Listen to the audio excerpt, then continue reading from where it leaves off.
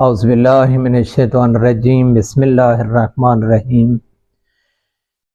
حضرت امام موسیٰ کاظم علیہ السلام کے ایک صحابی کا کہنا ہے کہ میرے آقا نے مجھے ایک نصیحت ارشاد فرمائی۔ اس نصیحت کو سننے کے بعد تا حیات میں خائف رہا، ڈرتا رہا، اور نصیحت ہی ایسی تھی کہ جو مجھ پہ اثر کر گئی۔ اور یہ صحابی کہتے ہیں اگر دنیا کی مشکل سے مشکل چیز میرے سامنے آ جائے تو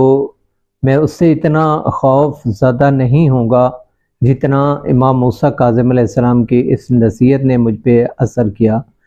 اور وہ نصیحت کیا تھی امام موسیٰ کاظم علیہ السلام کی کہ آپ علیہ السلام نے ارشاد فرمایا کہ جب کوئی دنیا سے چلا جائے، جب کوئی فوت ہو جائے اور اس کا جنازہ قبرستان میں جب آپ لے کر جائیں تو اسے فوراً قبر کے اندر مت اتاریں، اس جنازہ کو ایک مرتبہ رکھتے ہیں، پھر اٹھائیں، پھر دوسری مرتبہ رکھتے ہیں، پھر تیسری مرتبہ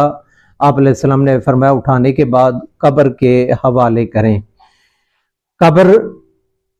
کیونکہ تاریک ہے، اور اسی قبر کو ہی یاد کرتے ہوئے دعائے ابی حمزہ سمالی میں حضرت امام سجاد علیہ السلام فرماتے ہیں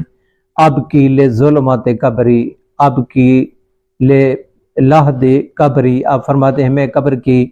تاریکی کو یاد کر کے گریہ کرتا ہوں، قبر کی لحد کو یاد کر کے گریہ کرتا ہوں۔ اب کی لے سؤال منکر و نکیر، آپ علیہ السلام فرماتے ہیں میں منکر و نکیر کے سوالات کو یاد کر کے گریہ کرتا ہوں۔ یعنی امام سجاد علیہ السلام کبھی اپنے جسم سے روح نکلنے کو یاد کرتے ہیں، اور کبھی قبر کی تاریکی کو یاد کرتے ہیں، کبھی قبر کی لحد کو یاد کرتے ہیں، اور کبھی قبر میں آنے والے فرشتوں کو یاد کر کے گریہ فرماتے ہیں۔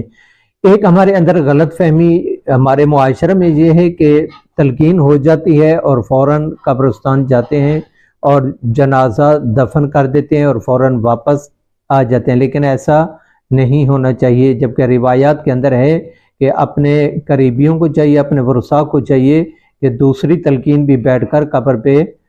پڑھیں۔ اب یہ دوسری تلقین یعنی ایک مرتبہ جنازہ کی تلقین ہو گئی ہے تو دوسری مرتبہ بھی بیٹھ کر اپنے ورثاء کو کیوں حکم دیا گیا ہے کہ بیٹھ کر پڑھیں؟ اس لیے کہ جیسے ہی مرنے والا ہم اسے قبر کے حوالے کرتے ہیں، وہ دفن ہو جاتا ہے تو فوراً اللہ تعالیٰ کے ملائکہ آ جاتے ہیں، دو فرشتے آ جاتے ہیں سوال و جواب کے لیے، اور جب وہ سوال کرتے ہیں من ربوں کا من نبیوں کا، ظاہر ہے کہ تلقین کے اندر یہی کچھ ہے، تلقین یعنی یاد دہانی۔ تو اب اپنے ورثاء کو چاہیے کہ وہ بیٹھ کر اسے تلقین کریں، کیونکہ جو اپنے ورثاء ہوتے ہیں ان کا لب و لہجہ اور ان کا تکلم یعنی گفتگو سے مرنے والا زیادہ مانوس ہوتا ہے، اور وہ زیادہ ان کی زبان سے آشنا ہوتا ہے، تو جلد